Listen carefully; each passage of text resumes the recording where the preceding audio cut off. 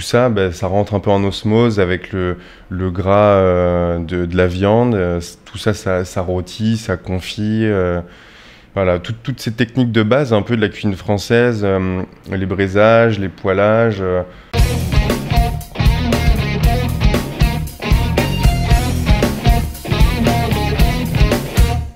Bonjour Martin, nous sommes ravis de te recevoir aujourd'hui. Je suis ravi aussi d'être là. Comment tu choisis ta viande et l'origine de ta viande? Alors l'origine, on travaille exclusivement avec de la viande française, mais moi ce que je regarde plus c'est les races rustiques. Après on travaille du coup avec plusieurs éleveurs, on travaille beaucoup avec Terroir d'Avenir, qui centralise un petit peu tous les éleveurs, qui font ce travail exceptionnel de sourcing. Donc là-dessus on leur fait beaucoup confiance.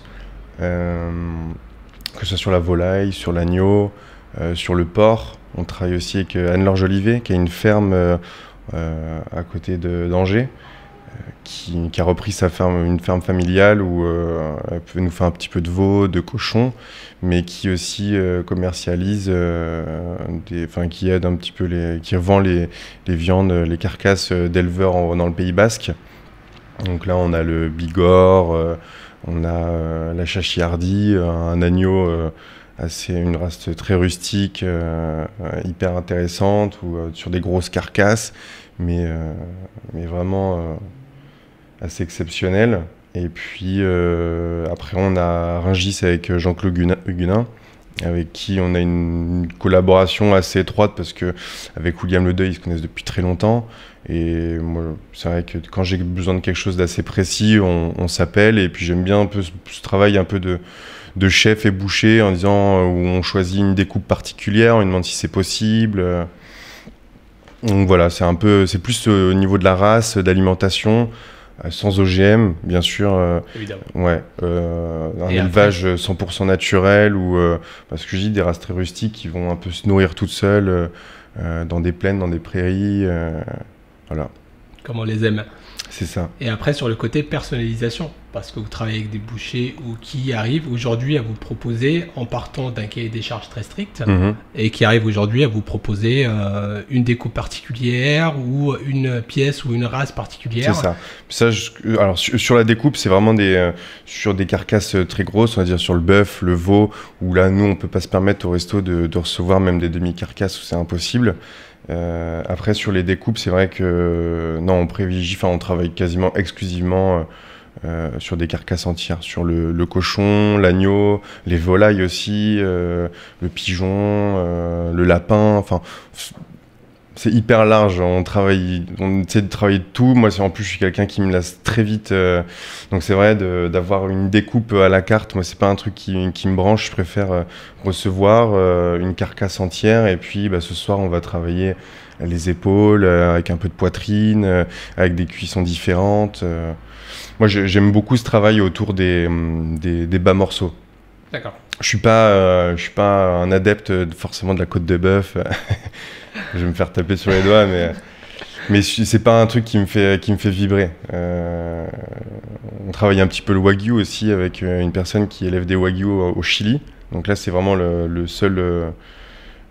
seule viande qu'on fait qui vient pas de France, mais Chili, qui a un climat très particulier, qui est vraiment adéquate à l'élevage de wagyu.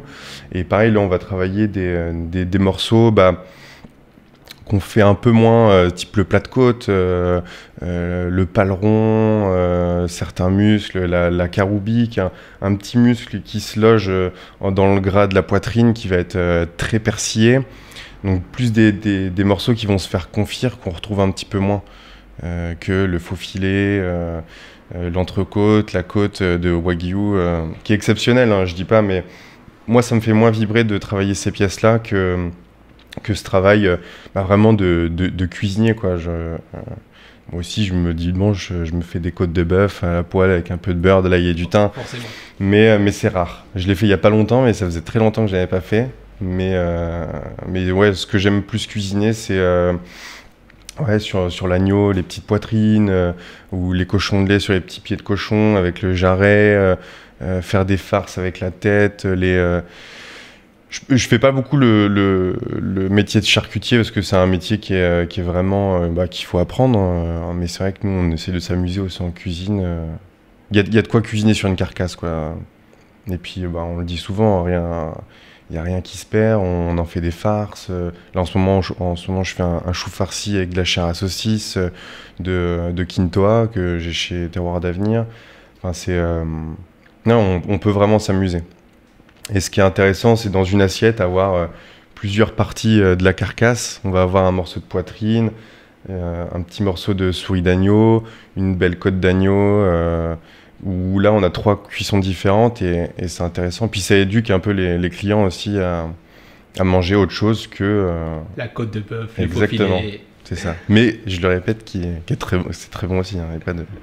Et comment tu les travailles, ces pièces-là, pour les valoriser? Parce qu'il y a un énorme travail, c'est un challenge aussi que peut-être indirectement moi tu je te dis lances. en cuisinant parce que c'est vrai que pour une poêle et faire griller, le travail de cuisinier, je trouve qu'il est là pour autre chose.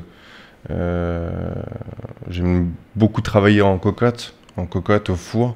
Là on a refait la cuisine il n'y a pas longtemps suite à l'incendie dont on parlait tout à l'heure, et j'ai gardé vraiment le four à gaz à sol pour pouvoir mettre les cocottes qui soient tout le temps allumées et ça confit avec des garnitures différentes. Le travail autour des vinaigres aussi hyper intéressant. Là, je sais pas si je peux en parler encore, mais là on a là du coup j'ai fait un petit mix de collier et de poitrine que j'ai cuit sur l'os avec plusieurs aromatiques. Donc là on avait de la sauge que j'avais reçue dans un panier de maraîcher, quelques olives, du vinaigre de grenade un peu sucré, et tout ça, ça rentre un peu en osmose avec le gras de la viande. Tout ça, ça rôtit, ça confit. Voilà, toutes ces techniques de base un peu de la cuisine française, les braisages, les poêlages. Je trouve que ça met en valeur notre métier. Même aux équipes, ils apprennent des choses qu'ils vont pas forcément voir partout.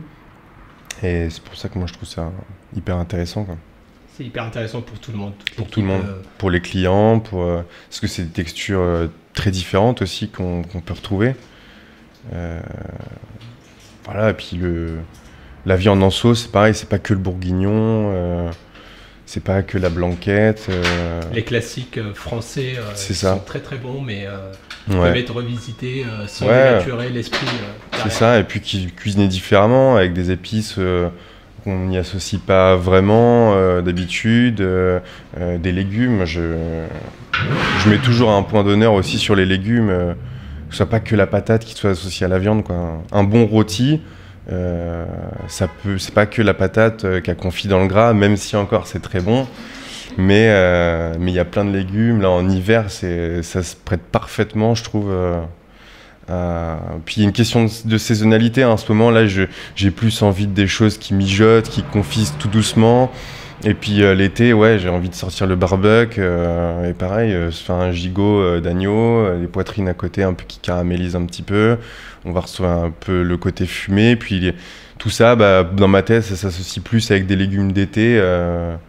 Un peu juteux, avec des vinaigrettes, à chimichurri qu'on connaît tous maintenant avec le barbecue. Enfin voilà.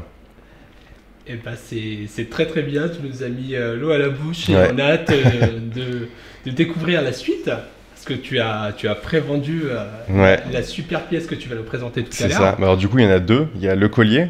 Qu'on a rôti sur le cou, en fait c'est le cou entier, donc on a les 2 colliers d'agneau, et puis les poitrines pareil qu'on a confit tout doucement dans une petite cocotte avec pas mal d'aromatiques, et là, ça a cuit pendant combien de temps à peu près, grosso modo?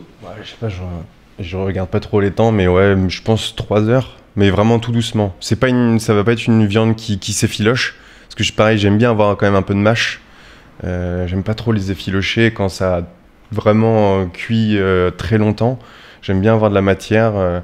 Donc 3 heures, mais vraiment tout doucement à 140 degrés, à couvert, pour qu'il y ait vraiment une osmose qui se crée avec pareil, 2-3 petites échalotes, les olives. Et magnifique. Voilà, bon, vous allez goûter tout ça. Avec plaisir. Vas-y, vas-y.